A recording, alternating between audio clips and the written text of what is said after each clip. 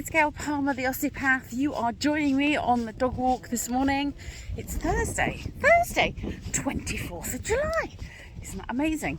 So while I'm out striding around in the countryside, my thoughts were turning today to a couple of my younger patients, smalls, babies, and how having early osteopathic intervention makes a massive difference to their initial life, but also going forward.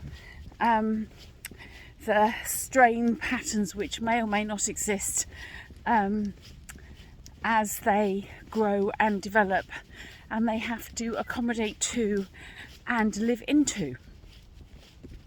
So being born is not the easiest of things, and babies, they kind of know what's coming to a certain extent. They're set up for big trauma. The hormones work amazingly to help protect them, but doesn't mean to say that they come out shining and glorious all the time, or even every time, in fact. It just means that they've survived. That is the name of the game. Nature causes us to have enough resources in order to survive. It doesn't necessarily cause us or cause babies to have enough resources to truly thrive. And that is a very big difference.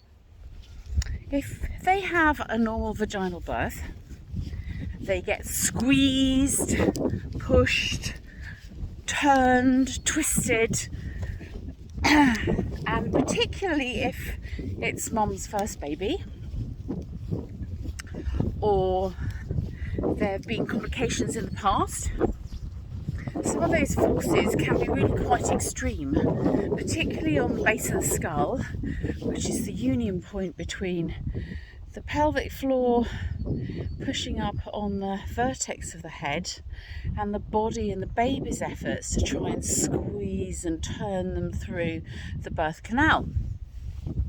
The guys that take the brunt of the turn, twist and compression is the cranial base and upper neck.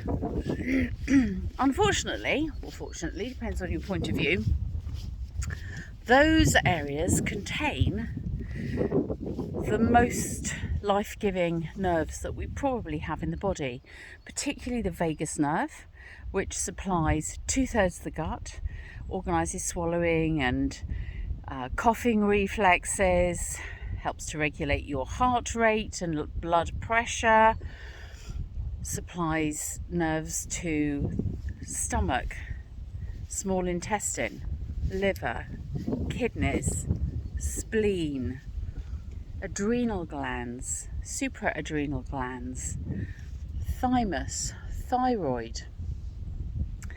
It does some of the innervation for your pupillary responses, the fear, fight, flight. So when those nerves get squished, and it doesn't have to be by a very large amount, but when they get squished, there's a reaction in the body. And for babies, the biggest visible reaction we see is that they struggle to eat, they struggle to suck, close their mouth properly, whether around a nipple or a teat. It changes how they're able to suck. They're often biters, not suckers. And if you watch the baby's jaw as they are feeding, you will see the difference quite easily. It changes how their stomachs operate, gives them more wind, more regurgitation quite often, can lead to things like reflux, doesn't necessarily, but can, and then makes them feel generally uncomfortable and bilious, which tends to not lead to a particularly happy, relaxed, chilled out baby or a chilled out mummy, come to that. So one of the joys that I have of specialising in paediatrics is the difference that I can make to these little ones in their early days, in their first few months, as they accommodate to life on the outside, looking after their own needs and requirements, and growing exponentially at the same time. So if you've got a little person, or you know of a little person and their parents are struggling with them, come in and see me. My name is Gayle Palmer. I'm a cranial osteopath. I work at the Living Elements Clinic in Chichester. And let's have a consultation, find out really what's going on deep down and see if I can help. I can't give you diagnoses because until I see them, I don't know what's going on. They may have symptoms, but it could be for a variety of reasons. That's why having a consultation is so important.